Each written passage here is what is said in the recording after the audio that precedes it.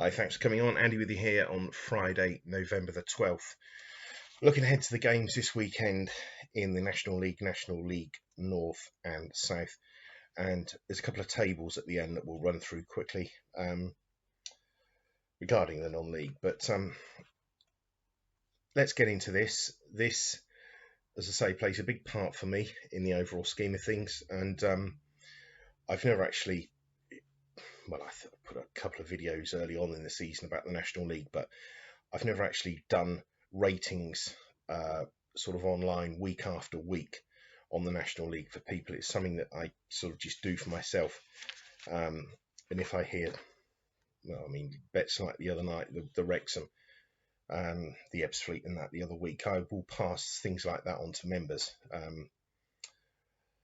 But I just, I thought I do the non-league every week and starting to now, actually bet it properly. So I just thought I'd give you the best for bets in each league each week. Teams that are value decent ratings. I'm not going to go through them all like we do with Scotland, but I've only put it on teams here that have got any value in. So whether you want to back them or not, that's up to you. But a couple of tables at the end, as I say, and I'll show you what we're going to do. Right, Aldershot, Grimsby. Lost 5 out of the last 6 out of the last 7. Aldershot. Mark Mosley's clearly not up to the job. He did take over a fairly poor Aldershot, but things have gone from bad to worse, and and I've had it 100% that he's not up to the job. That's what's been told to me. Now, Grimsby, they won 3 out of the 7 on the road, and they did lose at Wealdstone, but other than that one bad performance, they've been pretty good. They've lost the last 2, but one of those was to Notts County, so I can forgive that. And 55%, they should be odds on. They're 11 to 10. I think is a good bet. I'd expect them to win. Aldershot were trounced 5-0 the other night by Wrexham. I'm not saying it's going to be the same scoreline tomorrow, but I'd be very, very surprised if Grimsby were not up to beating Aldershot. Altrincham, Boreham, Wood 29, 24, 47. It's 0.3 in Boreham. I mean, they've been decent on the road, to be fair to them. They've lost twice, only to second place Chesterfield and 6th placed Solihull. They've scored in every game as well, which is always a good thing, that I think. Now, Altringham's home record looks all good, 4 wins, 2 defeats, but they've lost both matches against the top 6, and Boreham would fall within that category. And again, Altrincham have scored in every home game, so I don't know. I mean, I don't do other fantasy bets or frilly bets, whatever you want to call them, but maybe Boreham Wood and both teams to score could be a way to go here. But as I say, Boreham Wood rated to win, and there's a bit of value in it. Kings Lynn, Wrexham, 18, 22, 60. I mean, Wrexham have won 3 of the 5 away at teams against teams in the bottom half of the table, and they've scored 2 or more in every one of those games. Now, Kings Lynn have played 7 at home. They've lost 6 and drawn 1. I can only see one outcome here. Excuse me. Wrexham, I think, should be 4 to 6. They're 3 to 4, so there's 0.09 in it. It's it's not too bad. I don't think it's anything great, but I would expect Wrexham to win. Maidenhead, Dagenham, 37, 23, 40. Now, Maidenhead, I mean, they had a horrendous run of form recently, but they've won 2 out of the last 3. And they've won 3 of their 7 games at home. And they did beat Wrexham here last time. So, that you could build a good case for Maidenhead, I think. And if you look at Dagenham, they've lost the last 4 on the road, and they haven't scored in any of those. And they've only won 2 of their last 8 all told. So I think we can, Maidenhead are in decent enough nick. I think they're a massive price. I think 14 to 5, it's almost 3 to 1. I've got them in at 17 to 10, sort of, 13 to 8, 7 in between 13 to 8, 7 to 4. So I think there's enough in Maidenhead, certainly, to warrant involvement. And as I say, it's, if it was Scotland, I'd be backing it.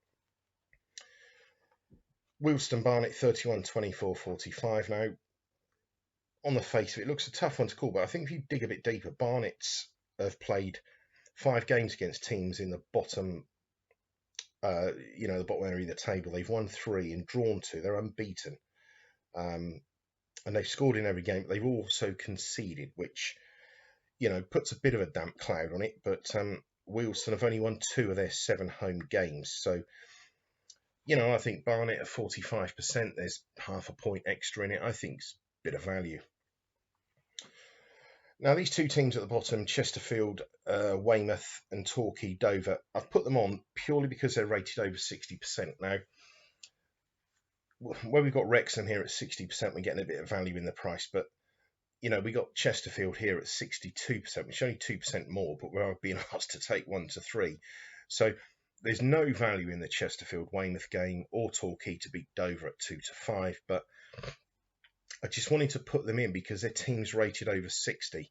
And I'll come to that at the end of the video about the teams rated over 60. But let's have a quick look at the National League North. There's only 2 games in this, 3 in the South, I think. In the National League North, Chester Darlington 47, 23, 30.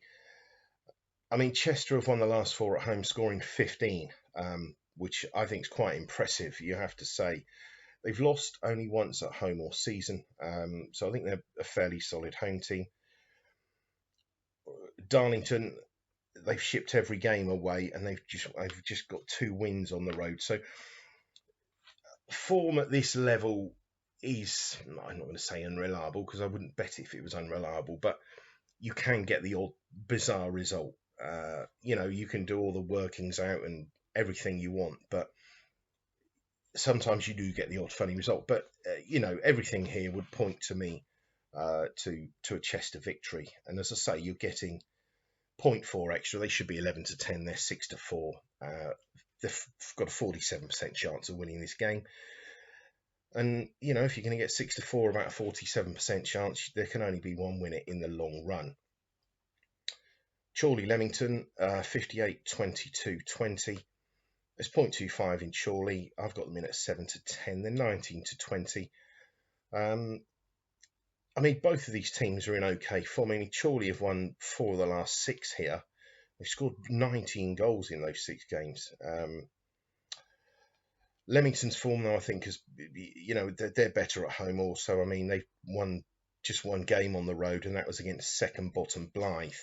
So, I think Chorley, they score a lot of goals. They've, the home form, as I say, they've won 4 of the last 6. Leamington have only won that 1 game away at Blythe. It would all sort of indicate a Chorley win here. And these little stars are my best bet in each league. It's not what, it's not go and put your house on job. I don't rate this bet any different to that one. It's just, people will say to me, oh, what's your best bet in League 2? What's your bet? And all I'm doing here is put that star there. I think Grimsby's the best bet in the National League, because I think that the rating is certainly good enough at 55. There's 0.3 in it, which is more than fair enough. And knowing what I know about Aldershot, I'd have to say Grimsby's the best bet. And National League North, as much as I think Chester will win and hope they win, I just think that Chorley, Leamington's away form and Chorley's rating sort of swings it. You'd sooner have a team at 58% with 0.25 in it than a team at 47 with 0.4, because I think 0.25 at 58% it's a good line. Kidderminster Telford, obviously no bet. Kidderminster, they're rated 60, should be 4 to 6. They're 4 to 7, and I'll come to those teams at the end. National League South, 3 matches here. Chelmsford, Hemel Hempstead, 41, 22, 37. I've not done the draw there. It's by the by anyway. That, I think, 7 to 2. That draw price I've got in. 41, 22, 37.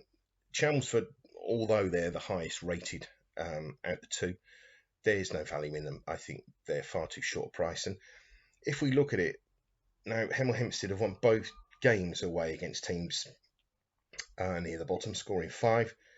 Chelmsford have not won at home. They've lost 3 and drawn 3. But I think we've got to give Chelmsford a bit of credit because those matches have all been against teams in the top half of the table. It's probably, one of the weaker bets, but with 0.4 in it at 37%, you'd have to have it. But just to point out, you got a team here at 37% as well. There's 1.1 in it, and there's a team here at 37% with 0.4. You have to choose between the two every time you choose Maidenhead because of more in it. It doesn't matter who's got the biggest price. It matters about the figure in brackets, always. Concord Eastbourne. Eastbourne's overall form, they've won 4, drawn 4, lost 5. It looks inconsistent on the face of it, but the 3 defeats on the road have all been against the top 3. So, I think that bodes pretty well. And they've won 2, drawn 1 against teams away on the road, the bottom half of teams, and they've scored 9 goals in those 3 games. So I think it sort of says to you that Eastbourne are decent on the road when they're sort of playing teams towards the bottom. But, as I say, they've lost the 3 defeats on the road have all come against the top 3. Concord are way off the level of the top 3, trust me. There's 0.35 in it, 48%. I couldn't put you off, and I wouldn't want to put you off. Best bet in National League South looks to be Dulwich at home to Bath, the dreaded Bath. 2 weeks ago, I don't really want to talk about it when they cancelled the game against Ebbsfleet through COVID, allegedly, and then were happily rocked up a few days later and played a match. I thought isolation was a part of the thing with COVID. Clearly, I'm wrong. Or maybe it was a false positive or whatever it is. But anyway, Dulwich, bar a rare slip to Billericay, they've been reliable. Dulwich, I think they're a decent outfit. Bath on the road are appalling. They've lost all 5 games against teams in the top half, and they've shipped 17 goals in those 5 games. So they're shipping over 3 goals a game on the road, Bath, against teams in the top half, of which Dulwich fall into it. I can only see one winner here, and as I say, that's my best bet in National League South. So quickly look through. Grimsby is the best bets, Chorley and Dulwich. It doesn't mean to say just going back those 3, and and if those 3 lose and we have the rest of them win, you're going to look foolish. I'm just indicating to you that what I think, if this is a personal thing, and I don't ever personalise betting, I let the figures do the work for me. But when I look through the figures and and someone always says to me, what's my best bet here? They would be my strongest bets in those divisions. Now, let's have a look. Now, I've said many times, you go back to one of my very first videos when we started the Euros. A point for me at the National League level is worth half a point of what I stake on Scottish football. So let's say, for example, if I have £1 for every point I have on Scottish football is worth £1, it's going to be 50 pence at National League level. So in other words, I'm halving my stakes for this level of football, as I always do. And the reason why it's because I'm not going to say it's not really my field of expertise. Someone says to me, what's your field of expertise? It'll be Scottish League 2, Scottish League 1, Scottish Championship, Scottish Premiership, and then National League North, National League North, then South, in that order. So although my methods work exactly the same on all, whether it's Scottish football, English football, whatever, my methods work exactly the same. It's just purely and simply because, for me, I'm not going to say I know everything, that's the wrong thing to say, but I know Scottish football far more about Scottish football than what I do National League football. Okay, and just to say, if you want to find out more about National League football, there's the paper. There's 2 papers, the league paper and the non-league paper. Now, the non-league paper is a great read. I take it every week and I read every report from every game. So boring I am, but it's something that if you want to, relate to this level of football more, and I don't know, Grimsby's main 2 or 3 men, you'll get to know who they are. And if you don't see them playing on one Saturday or whatever for Grimsby, you know that Grimsby's chances are diminished, etc., etc. Um, and that's a paper that's always worth a read. The non-league paper, I get it on a Monday. I think it comes out sometime on Sunday, but the non-league paper is certainly worth a read. I've got no interest in it affiliation or financial wise, but it's a very, very good read, and it's good reports are saying you will build up your knowledge of teams at this level. So there's the bets, and there's my stake. As I say, that's half of what it would be in Scotland. Now, this other table is purely out of interest. It's the teams rated over 60 where there's no value in. And the reason I'm doing this, I'm not betting on any of these teams because there's no value in them.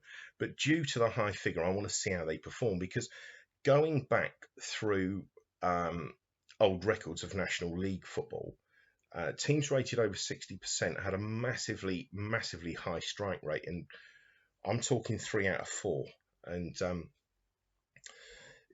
it's, you're not going to, I'm not saying you're going to make any money, but these sort of bets have made losses at all levels, and I'd expect the National League to follow suit, but it's something I've never undertaken, so it's going to be fascinating to see how it sort of unravels. But I'm going to make an educated guess that by backing the over 60% teams, where there's no value in it, I think at the end of the season there will be a loss on investment of between 7.5% and 17.5%. That would be my educated guess. It could make a profit, but I can't back these bets. I know I just put them in because they're so high, and I'd expect them to win purely on ratings, but I couldn't back them at the prices. So it's just an experiment that I want to do for my own records, just to see how they perform, because I know how that they've made a profit, slight profit some years, but I don't know whether there's actually any value in the prices. So I've not got it all sort of collated together, and it's too long-winded to go back and do that. So I thought what we'd do is we'd stick it in this table here. So these are teams that are rated 60 or over, but there's no value in them. Okay, I'm not saying they're not going to win, because on figures, all of these teams should win. And over the course of however many seasons at National League, non-league level, probably 3 out of 4 will win that are rated over 60, which is good compared to their rating. But as I say, there's no value in it, so it just doesn't interest me. But it'd be fascinating to see how this goes. But those are the best bets in the 3 national leagues. The 3 ones with the stars are the teams which, my best bet in each division.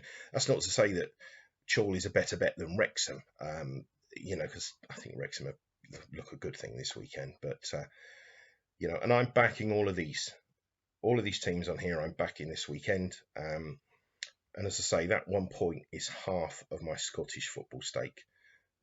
So fingers crossed. We'll review it all at the weekend. There's a game kicking off soon, Stranraer at Edinburgh. There's been a massive gamble on Stranraer.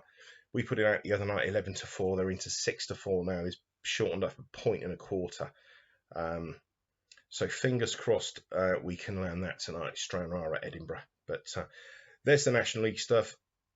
They're all carrying my money, all the same stake, and fingers crossed. And I'll be back Sunday